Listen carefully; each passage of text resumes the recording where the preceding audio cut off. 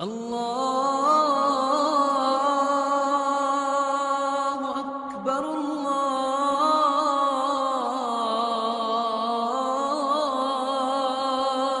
اکبر۔ میرے آپ کے درمیان، میرے اور اللہ کے درمیان، آپ کے اور اللہ کے درمیان واسطہ راستہ حضرت محمد صلی اللہ تعالی علیہ وسلم کی ذات اقدس ہے۔ جس قوم کو ایسا رہبر ملے پھر وہ مغرب کے پاؤں چاٹے تو پھر یہی ہوگا جو ہو رہا ہے۔ جس قوم کو قرآن ملے، جس قوم کو قرآن ملے پھر وہ مغرب کے اندھے علوم کو اپنے لیے نجات کا ذریعہ سمجھیں تو پھر یہی ہوگا، ذلتیں مقدر بن جائیں گی۔ کائنات کے علم کی نفی نہیں کر رہا ہوں، کائنات کا علم سائنس ہے، وہ مغرب کا علم نہیں، وہ تو کائنات کا علم ہے۔ جاپان کوئی مغرب میں ہے، سنگاپور کوئی مغرب میں ہے، کوریا کوئی مغرب میں ہے۔ مغرب کی ننگی تہذیب، مغرب کی ننگی معاشرت، مغرب کی زہر میں گھلی ہوئی، ناچ گانے میں رچی ہوئی، شراب میں ڈوبی ہوئی، زنا میں لتھڑی ہوئی معاشرت سے پناہ مانگ رہا ہوں۔ یہ وہ زہر ہے جو اس قوم میں پھیلے گا، زیر زمین جانا پڑے گا، عزتیں چھن جائیں گی، محبتیں روٹھ جائیں گی، اقتدار کے سورج غروب ہوں گے اور اللہ کے کوڑے برسیں گے۔ یہ دھرتی اللہ کی ہے۔ جب زنا ہوتا ہے وہ دیکھتا ہے، جب شراب کی محفلیں لگتی ہیں وہ دیکھتا ہے، جب ناچ گانے کی محفلیں لگتی ہیں وہ دیکھتا ہے، جب گھنگرو باندھ کے ناچنے والی حیا کی چادر کو تار تار کرتی ہے اور ناموس سے محمد کو آگ لگاتی ہے تو وہ دیکھتا ہے۔ پھر یہ دھرتی پکارتی ہے، یا اللہ یہ کب تک ہوگا، یا اللہ یہ کب تک ہوگا، تو مجھے اجازت کیوں نہیں دیتا، میں پھٹ جاؤں۔ ان کا پتہ بتا رہا ہوں۔ اما عائشہ رضی اللہ تعالی عنہا سے پوچھا گیا زلزلے کیوں آتے ہیں؟ ابن ابی دنیا بہت بڑے محدث ہیں، وہ اس کو روایت فرما رہے ہیں زلزلے کیوں آتے ہیں؟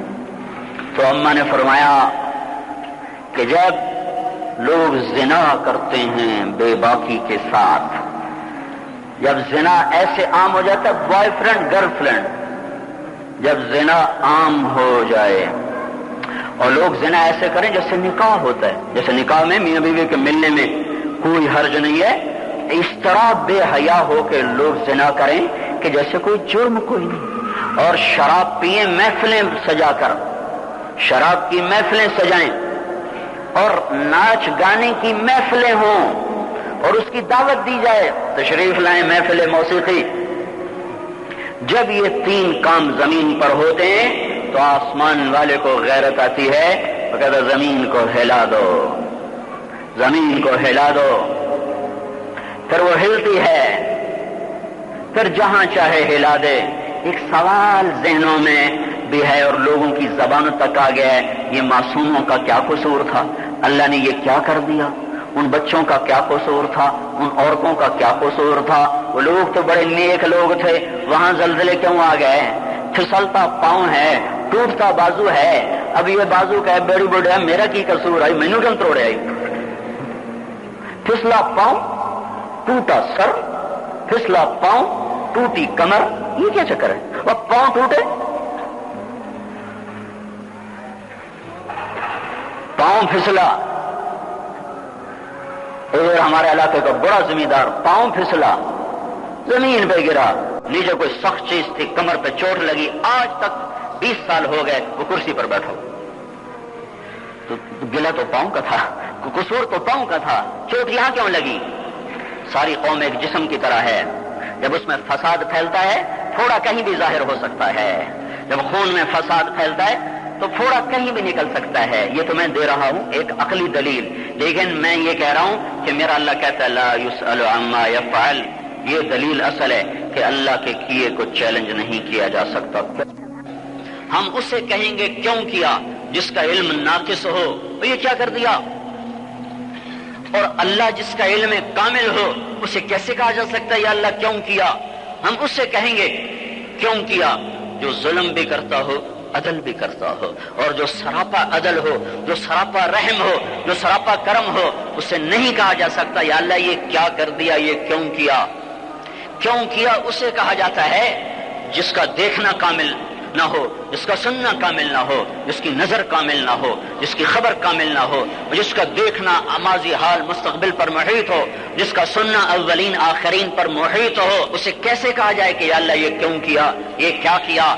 جبکہ وہ ماؤں سے 70 کا لفظ کبھی بھی عربی زبان میں عدد نہیں بتاتا۔